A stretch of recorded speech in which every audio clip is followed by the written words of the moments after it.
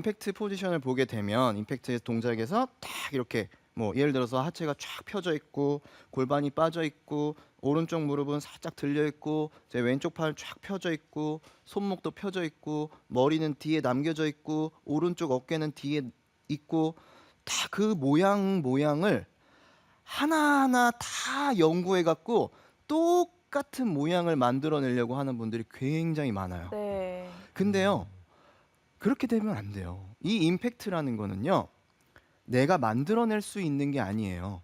그냥 다운스윙을 하면서 팔로우 가는 그 구간 사이에서 공이 맞았을 때 그냥 형성이 된다라고 생각을 하셔야 된다라는 거죠. 내가 인위적으로 백스윙에 들어서 빵 이 임팩트 포지션을 하려고 해서 이 모양을 탁 이렇게 만들어내려고 하면 많은 문제점들이 생긴다라는 거죠. 굉장히 불필요한 힘들이 들어가면서 문제점들이 생겨요. 어떤 문제점들이 생기냐면 대부분 이런 거죠. 내가 힘을 엄청 줘. 근데 거리가 안 나. 그리고 또 이거는 좀 뭐 그 남자분 여성분들 다 똑같겠지만 클럽별 거리가 똑같아. 뭐 7번 아이언 치나 9번 아이언 치나 그닥 차이가 없어요. 네. 그런 분들. 그리고 또 탄도 너무 높거나 너무 낮아요. 이런 탄도, 좋은 탄도를 갖지 않은 분들은 지금 같은 그 모양에 너무 의지해서 이 임팩트 포지션에 어떠한 불필요한 힘들이 너무 많은 분들이라는 거죠. 그래서 제가 오늘은 내가 이 임팩트를 만들어내는 게 아니라 자동적으로 만들려면 어떤 식으로 해야 되는지 그 자동 임팩트가 나오는 그 모션을 설명을 드리도록 하겠습니다. 일단은요, 그 동작을 설명드리기 전에 아까 제가 방금 말씀드렸던 그 동작을 여러분들이 많이 오해를 하고 계신 분들이 있어요. 그 대표적인 부분을 세 가지를 먼저 좀 설명해 드릴게요. 첫 번째는요, 팔을 편다예요. 팔을 편다. 네, 팔을 편다. 네. 대부분 임팩트의 이제 그 모션을 보면 동작을 보면 이렇게 팔이 펴져 있는 걸 볼 수가 있어요. 그렇죠? 그러면 프로들이 팔이 펴져 있으니까 백스윙에 들어 다운스윙을 해서 공을 맞았을 때 이렇게 탁 펴야 되는구나 라고 생각하시는 분들이 많다라는 거죠. 그렇게 되면 오히려 경직이 되는 거예요. 경직이 된다라는 건 클럽 헤드를 내가 못 가게 잡는다라는 거죠. 그 헤드 스피드라는 건 뭐냐면요, 결국 이 상태에서 여기서 얼마만큼 이렇게 휙 나가주냐예요. 아까 장재식 프로가 계속해서 얘기를 했지만 그 비거리와 굉장히 연관이 있는 게 결국 클럽 헤드가 여기서 공을 치는 게 아니라 그냥 이렇게 지나가는 거예요. 지나가는 게 바로 헤드 스피드라는 거죠. 근데 내가 인위적으로 여기서 공을 맞추기 위해서 하고 가는 거랑 다름이 없는 거예요. 그럼 스피드가 줄겠네요. 오히려 줄어버리겠죠. 공을 맞는 시점에서는 줄었다 다시 확 나가는 거예요. 그리고 엘보 오는 분들은요, 거의 이런 스윙을 해요. 어떻게 하냐면 지금처럼 백스윙에 들어서 다운스윙 때 이 팔을 펴기 위해서 보통 팔이 펴질 때는 어디가 먼저 펴지냐면요, 이 팔꿈치가 굉장히 이렇게 되는 걸 보실 수 있을 거예요. 이 팔꿈치가 위쪽으로 이렇게 올라오게 되면 제 지금 왼쪽 어깨가 어떻게 되죠? 올라가요. 올라가네요. 위로 올라와요. 맞아요. 이렇게 되면서 회전이 되지 않고 위로 올라오면서 공을 치기 때문에 이렇게 막히게 되는 거죠.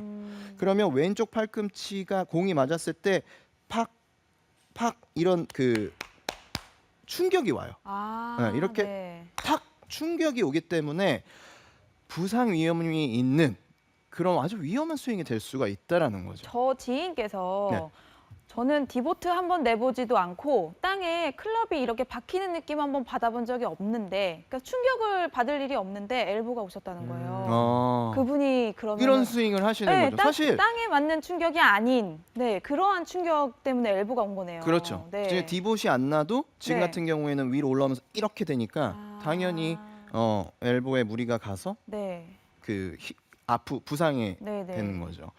지금 얘기한 대로 아마 이런 분들 굉장히 많으실 거예요. 사실 그 동작이 팔을 펴지면서 뭐 물론 다른 원인들도 있겠지만 지금처럼 이 팔을 편다라고 생각을 하게 되면 이러한 동작들이 나오면서 불필요한 힘들이 나오고 전혀 임팩트에는 도움이 안 된다라는 거죠. 자, 그리고 두 번째는요, 손목이에요. 손목도 마찬가지로 편다. 손목을 편다라고 생각하시는 분들이 많아요. 마찬가지로 임팩트 이 동작을 보게 되면 자, 왼손목이 어떻게 돼 있죠? 이렇게 펴져 있는 걸 보실 수 있어요. 자, 이게 임팩트 포지션인데 이런 식으로 펴져 있는 걸 보실 수 있어요. 이거를 오해하시는 분들이 굉장히 많이 있습니다.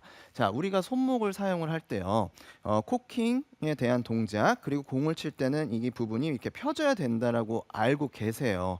여기 위로 올라왔다 이게 코킹 동작을 해서 다 이렇게 펴져야지만 공의 힘이 전달이 많이 된다라고 알고 계셔서 어떤 식으로 스윙을 하냐면요.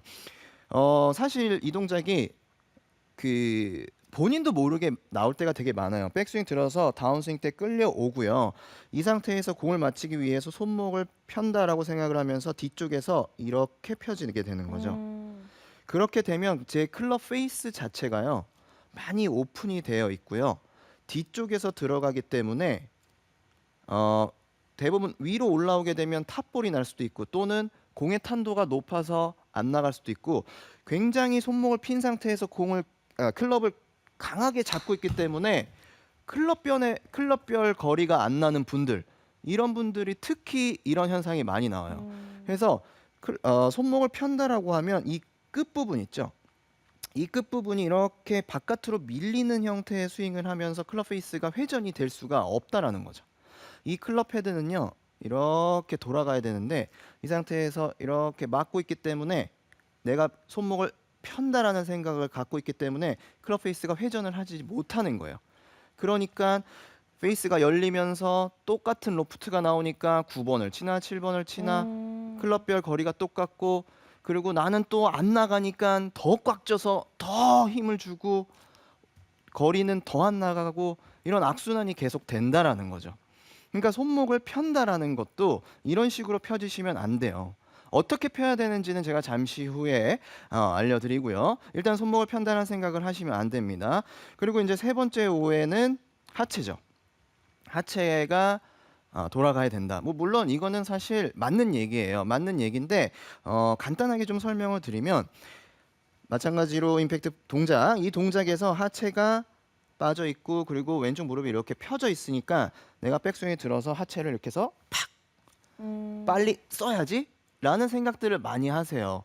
그러다 보니까 하체를 쓰면서 클럽 페이스가 더 늦게 따라오는 그런 형태가 되고 또 그리고 무릎을 펴고 허리를 빨리 돌린다고 생각하니까 체중 이동이 사실은 되면서 펴져야 되는데 체중 이동이 되지 않고 이렇게 뒤에서 남겨진 상태에서 치는 분들도 굉장히 많다라는 거죠. 그리고 또 아무래도 허리를 빨리 막 쓰려고 하다 보니까 특히 이제 그 라운드를 나가서 우리가 평지가 아니잖아요. 네. 뭐 언듈레이션이 있으니까 뭐 오르막도 있고 내리막도 있고 그렇잖아요. 그러면 그런 상태에서 그 중심을 잘 잡기가 힘들다는 거죠.